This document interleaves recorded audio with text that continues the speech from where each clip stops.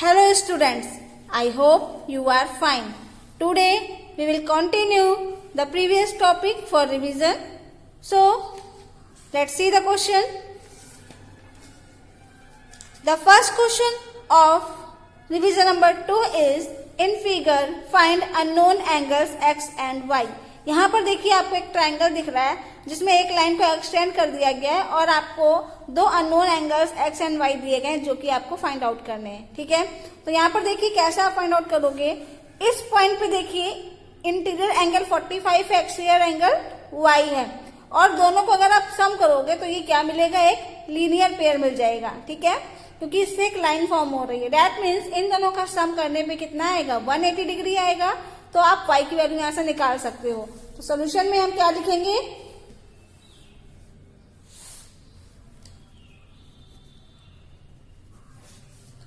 y plus 45 degree is equal to 180 degree bye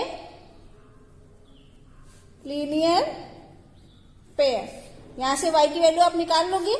ठीक है, then after क्या बोला गया है, x बचा है फाइंड आउट करने के लिए. अब देखिए ये y फाइंड आउट हो गया. इस ट्राइंगल की अगर हम बात करें तो y x की वैल्यू आप दो तरीके से निकाल सकते हो. या तो फिर ट्राइंगल में इंटीरियर एंगल का सम कितना होता है, 180 डिग्री. तीनों का सम करो that is equal to 180 degree, वहां से x की वैल्यू निकाल सकते हो. या फिर ये y आपने ऑलरेडी फाइंड आउट कर लिया है. ठीक है, तो आप exterior angle of triangle property लगा दो. क्या होगी, 60 प्लस x, ये एक्सटीरियर एंगल इंटीरियर एंगल हो जाएंगे opposite, that is equal to angle y. ठीक है, दोनों में से कोई भी एक कंडीशन आप लगा सकते हो. तो वहां से आप x की वैल्यू निकाल सकते हो. तो यहां पर लिखेंगे now 60 degree plus x is equal to y by exterior angle property. ठीक है, तो यहां से आप x वैल्यू निकाल सकते हो. y भी अननोन है लेकिन y वैल्यू आप यहाँ निकाल चुके होगी ऑलरेडी.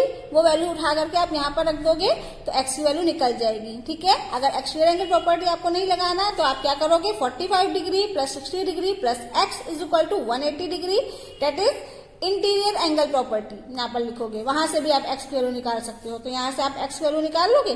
ठीक है, हो जाएगा. क्वेश्चन नंबर 2 देखिए, in triangle PQR, PQ is equal to PR.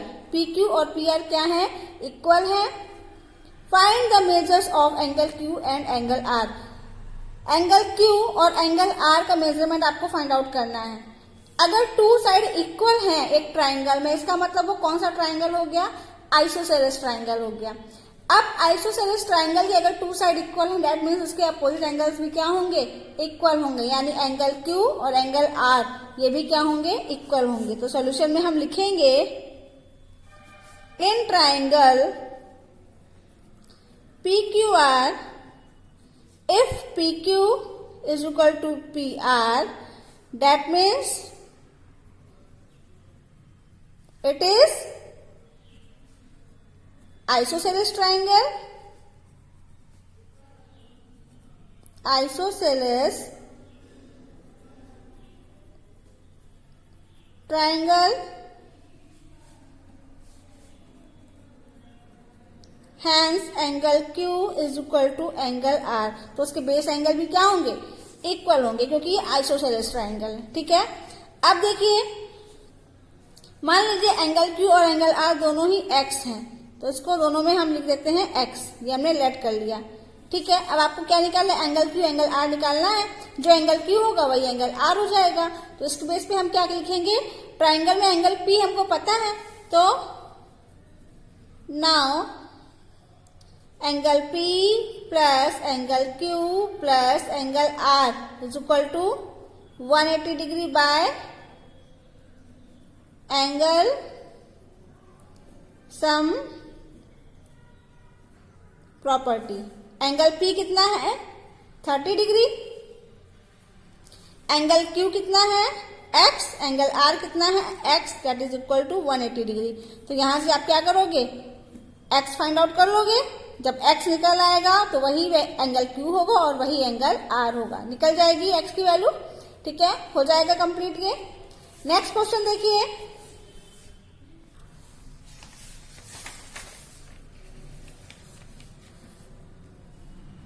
Question number 3 is, if one angle of a triangle is 60 degree, एक ट्राइंगल है, इसका वन एंगल दिया है 60 degree, and the other two angles are in the ratio 1:2. Find the angles. एक triangle अगर बना हुआ है जिसका वन एंगल दिया है 60 डिग्री, जो बचे हुए दो एंगल हैं उसका मेजरमेंट तो आपको नहीं दिया गया, बट ये दिया गया है कि उसका रेशियो अगर आप निकालोगे तो 1:2 आएगा. ठीक है. अब वो उसके प्लेस पे 10 और 20 भी हो सकता है, 30 और 60 भी हो सकता है. ठीक है. तो इसका मतलब आपको ये रेस्ट टू एंगल्स निकालने हैं जिसका रेशियो आपको दिया गया है. चलिए देखते हैं इसको कैसे करेंगे हम लोग. सॉल्यूशन. सबसे पहले हम लिखेंगे इन ट्राइंगल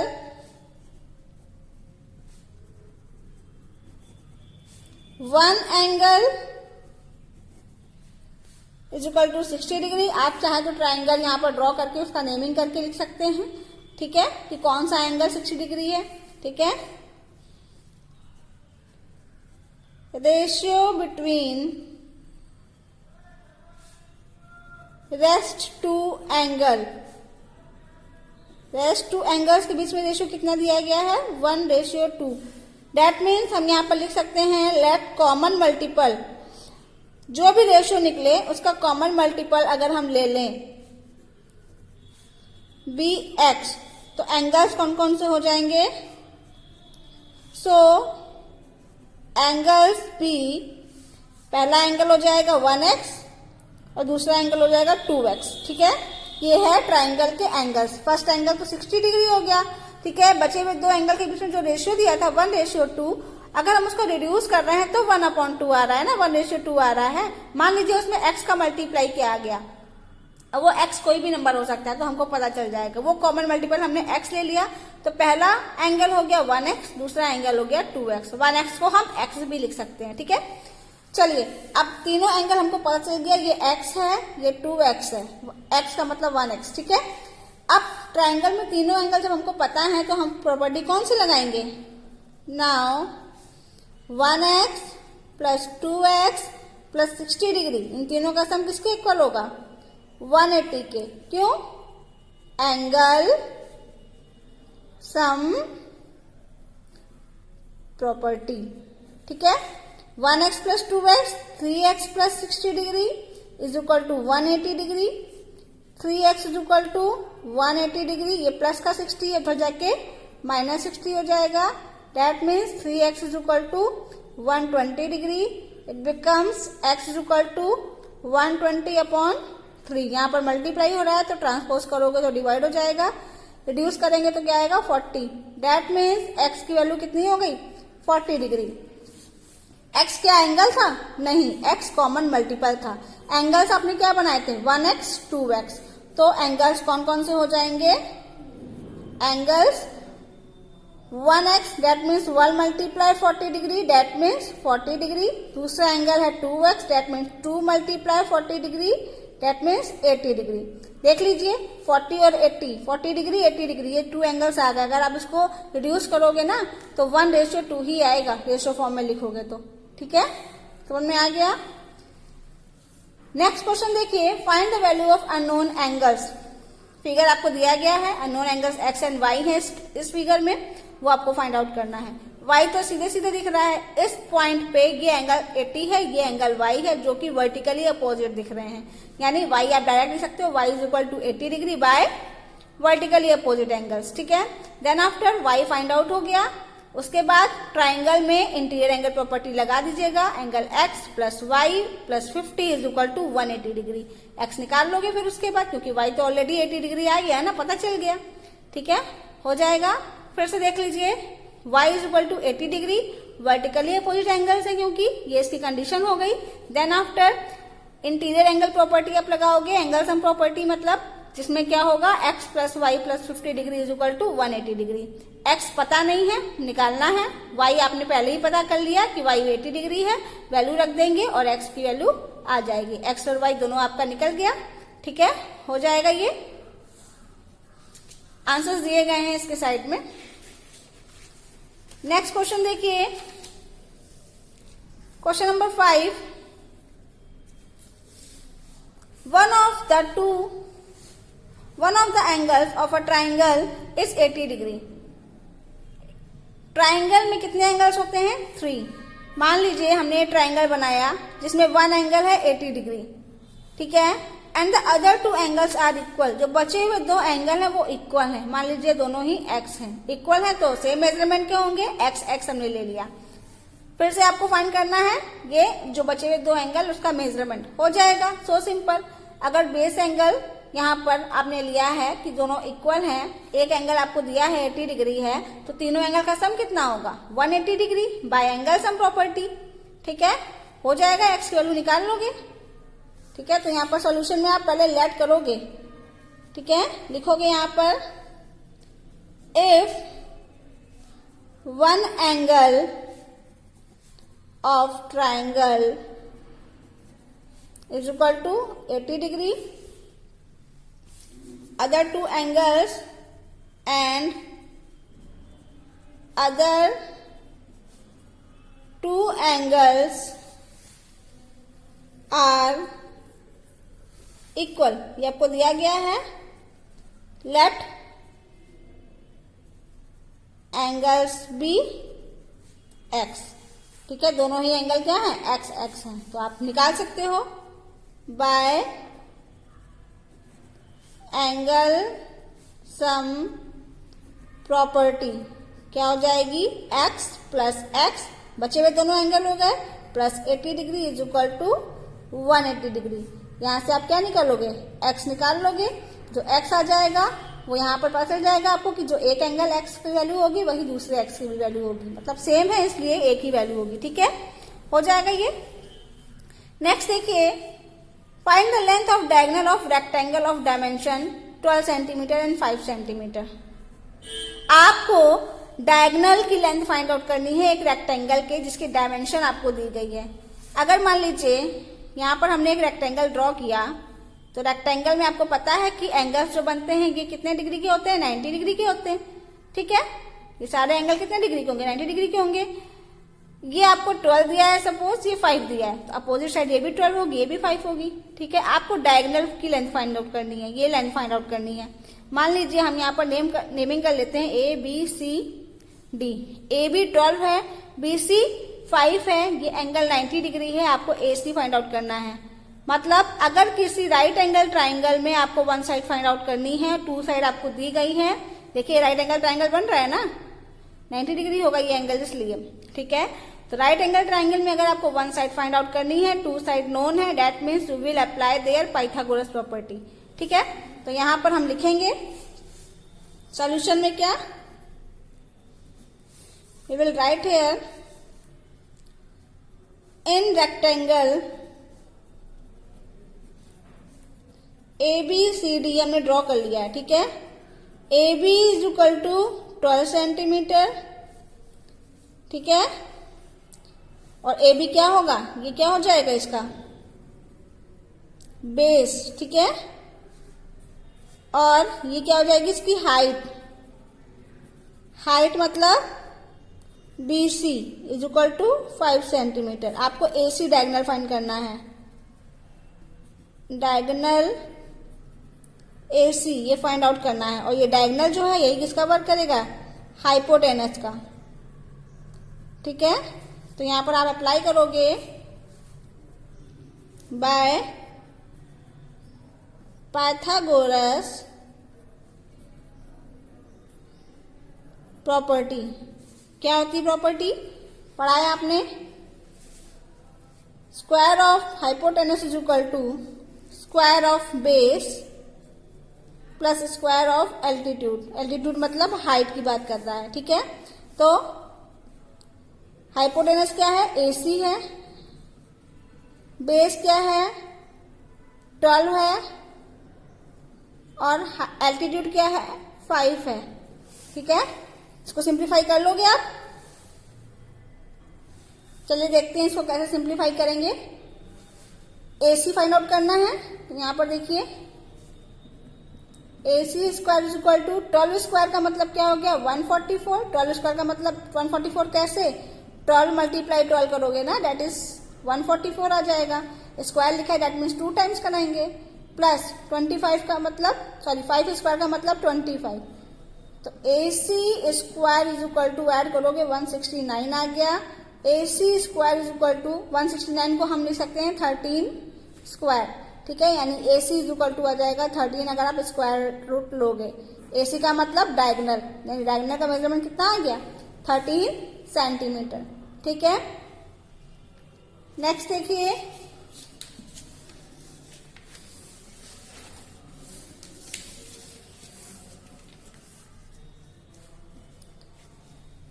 क्वेश्चन नंबर 7 लिखा है